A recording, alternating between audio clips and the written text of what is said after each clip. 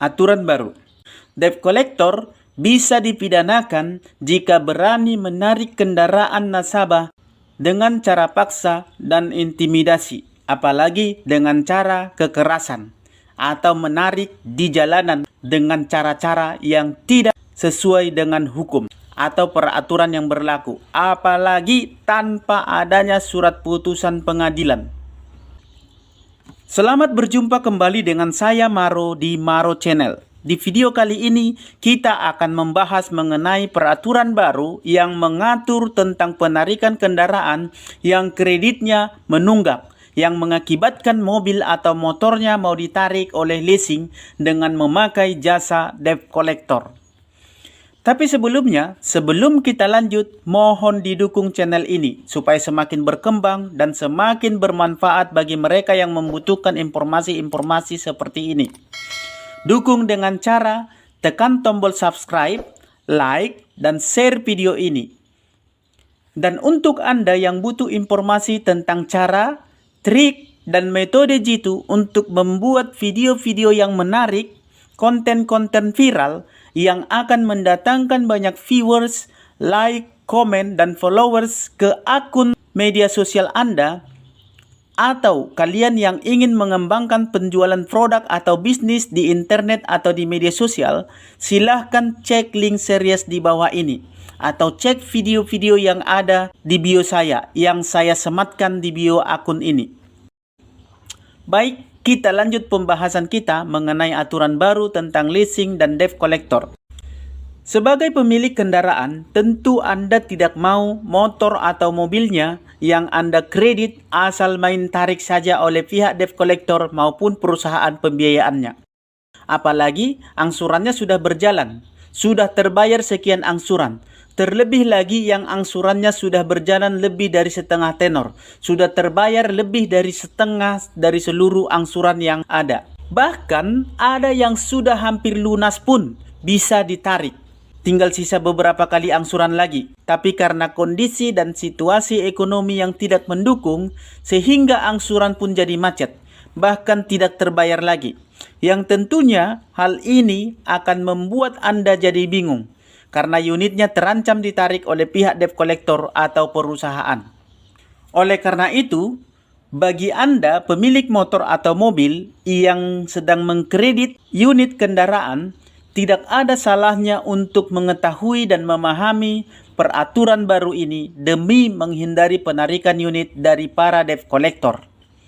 Sebab Mahkamah Konstitusi (MK) sudah memutuskan bahwa pihak leasing atau debt collector tak boleh menyita kendaraan nasabah secara sembarangan meskipun ia gagal membayar kewajibannya, meskipun ia menunggak, meskipun angsurannya tidak terbayarkan untuk sekian waktu.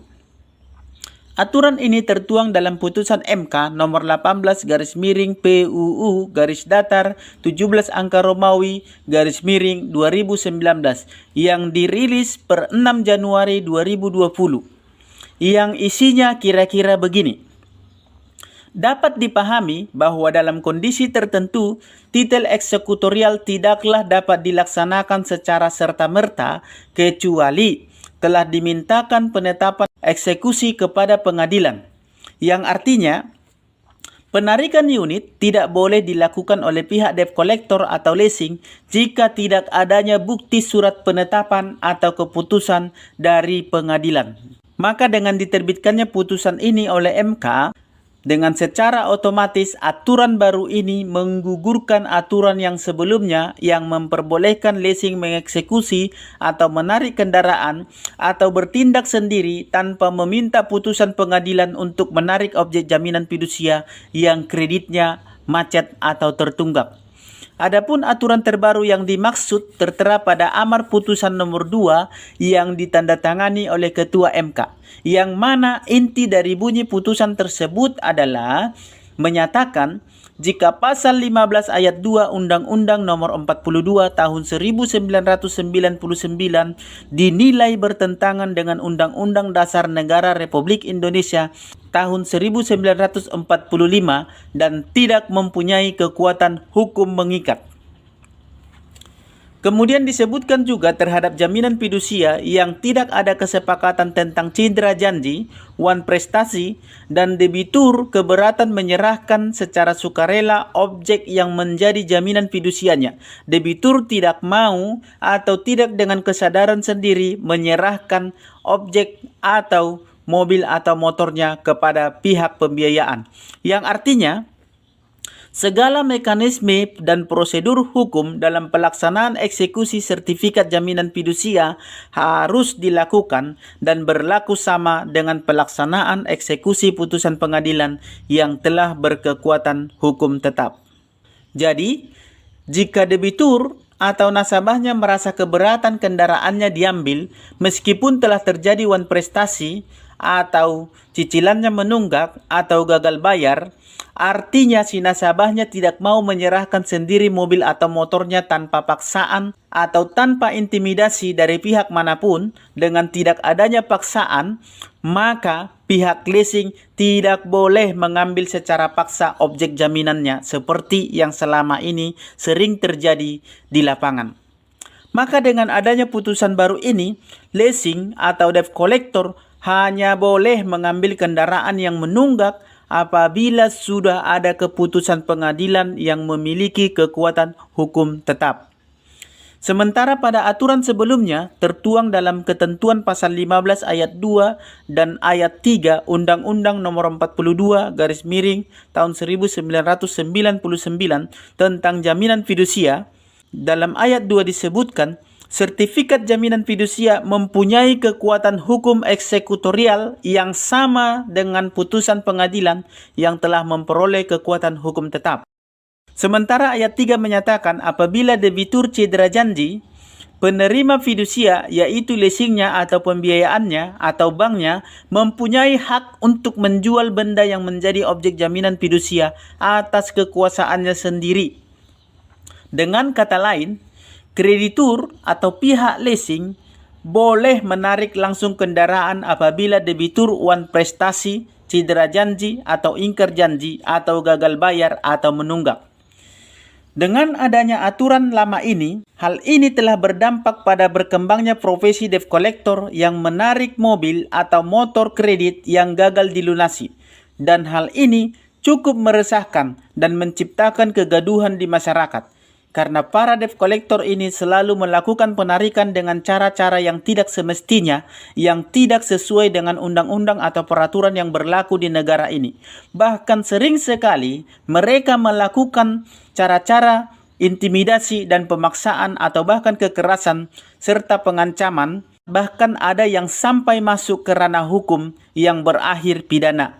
Sehingga hal ini mengakibatkan keresahan atau kegaduhan di masyarakat. Oleh sebab itu, ketentuan baru MK ini membatalkan aturan Undang-Undang Nomor 42 Tahun 1999 tadi. Jadi, dengan adanya peraturan baru ini, maka bisa dipastikan bahwa debt collector tidak boleh lagi menarik kendaraan konsumen tanpa adanya putusan dari pengadilan seperti selama ini yang sering mereka lakukan, yang sering mereka praktekkan oleh para debt collector tersebut. Jadi dengan demikian, jika ada debt collector yang masih berani menarik kendaraan konsumen yang gagal bayar, apalagi dengan cara-cara kekerasan atau pemaksaan, berarti debt collectornya bisa dilaporkan karena telah melakukan penarikan unit dengan semena-mena, di mana hal itu bisa dikategorikan perampasan dan bisa dilaporkan sebagai perbuatan melanggar hukum dan bisa dipidanakan karena mereka telah melakukan eksekusi penarikan unit tanpa adanya dasar hukum, yaitu putusan penetapan dari pengadilan. Demikian informasi seputar dunia pembiayaan yang bisa saya sampaikan di sesi kali ini, khususnya dasar hukum penarikan unit kendaraan oleh debt collector. Sampai ketemu di sesi video berikutnya. Semoga informasi ini bermanfaat bagi para teman-teman, sahabat, dan para subscriber serta pemirsa sekalian dan dapat menambah pengetahuan Anda tentang pemahaman hukum mengenai leasing, pembiayaan, perbankan, dan lain-lain mengenai keuangan. Semoga bermanfaat dan akhir kata saya ucapkan salam sahabat.